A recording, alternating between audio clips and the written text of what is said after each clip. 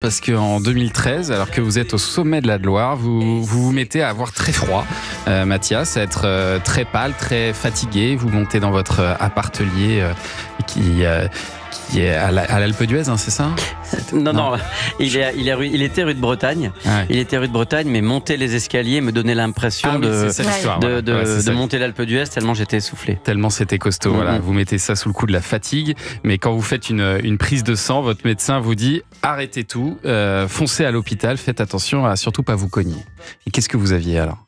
En fait, on m'a découvert une aplasie médulaire. En fait, c'est un bug du système immunitaire. Une maladie du sang, quoi. Voilà, c'est ça. Et en gros, j'ai plus de globules rouges, donc plus d'oxygène dans le sang, donc risque cardiaque, AVC et compagnie. Plus de globules blancs, donc plus de système immunitaire, donc plus de défense, et plus de plaquettes non plus, donc risque hémorragique total. Donc il fallait plus prendre d'objets contendants, plus se brosser les dents, seulement prendre des bains de bouche, et mettre un masque et ne plus aller nulle part et se faire transfuser 3 fois par jour. Du coup, j'ai été transfusé 150 fois au final. Waouh. 150 fois. Du coup, avant d'avoir une jambe en titane comme en ce moment, j'ai dû faire des saignées parce que j'ai stocké un niveau de ferritine, de fer énorme, ce qui fait que je sonnais vraiment aux aéroports à cause de ça. Non, je déconne. On y a cru. On n'y connaît rien. Mais par contre, c'est suffisamment fou. Le reste était fou parce que j'ai changé de groupe sanguin. Oui, alors voilà. Finalement, on a trouvé un greffon qui est le sang de cordon d'une femme qui a accouché en 99 à Düsseldorf et dont les cellules souches ont été conservées dans l'azote liquide à moins 120 degrés pendant 15 ans. Donc ça, c'est parfaitement vrai. C'est du sang de cordon ombilical, ouais, c'est ça ? C'est des cellules souches hématopoïétiques. Alors moi, je me suis amusé à faire la faute, évidemment. Mais c'est voilà. Donc j'ai changé de groupe sanguin. J'ai passé 11 semaines en chambre stérile. Tout à l'heure, on a eu une infirmière en ligne là. Les soignants, je ne peux que les applaudir pendant, après, avec du Covid, avec ou sans, avec la greffe ou pas. C'est quand même extraordinaire de pouvoir être... Quand on passe son chemin dans une chambre stérile, c'est votre maison émotionnelle, ces gens-là. Et pour moi, vous allez bien aujourd'hui ? Je vais très très bien. Preuve en est, j'arrive à me casser la jambe en faisant le rocker à 50 ans.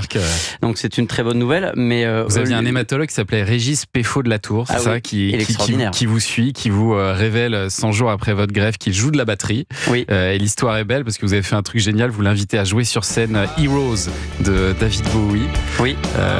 Elle n'a pas été choisie au hasard, j'imagine. Non, en plus Bowie venait de décéder et puis en fait nous on avait été invités au Grand Journal de Canal+, une semaine après les attentats du Bataclan pour rebrancher le rock une semaine après.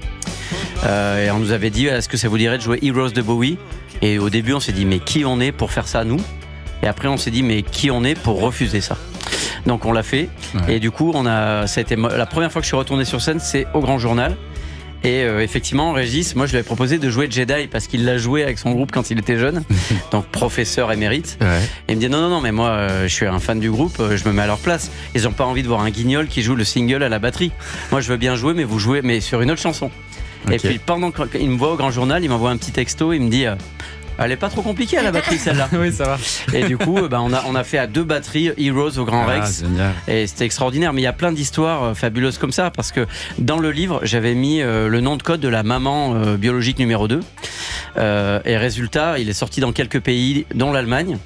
Et j'ai fait quelques conférences, j'étais invité pour faire des conférences sur l'imagination dans un contexte d'hospitalisation dans quelques pays. Et quand j'arrive en Allemagne, j'ai une lettre d'une demoiselle qui me dit voilà, je suis votre mère biologique, j'ai retrouvé votre code dans votre livre, c'est beau, je vous suis sur Instagram, j'écoute vos chansons, j'ai lu La mécanique du cœur en allemand, et je voudrais vous rencontrer. C'est interdit en France.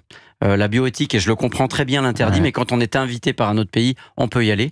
Du coup, pour mériter mon miracle, je suis parti en vélo électrique de mon petit appartelier de rue de Bretagne.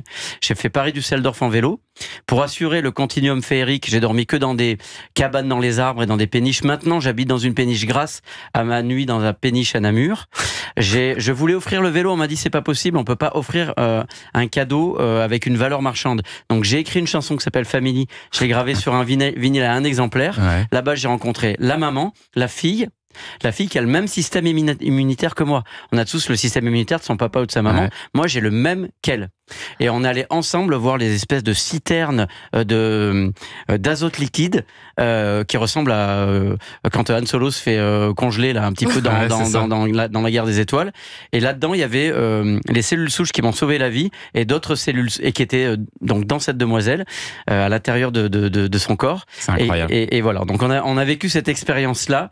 Et aujourd'hui, je vis avec ce sang-là. Donc là, vous allez avoir 50 ans ou vous allez avoir 10 ans? Je vais avoir 50 ans et en même temps, je vais avoir 10 ans. Ouais, c'est ça. Et il y a même une infirmière qui est devenue infirmière parce qu'elle a lu ce livre. Et son père est allé acheter. J'ai vendu ensuite le vélo aux enchères pour la recherche. Et il allait gagner l'enchère et maintenant, elle va dans le service où j'ai été greffé avec mon vélo. Génial.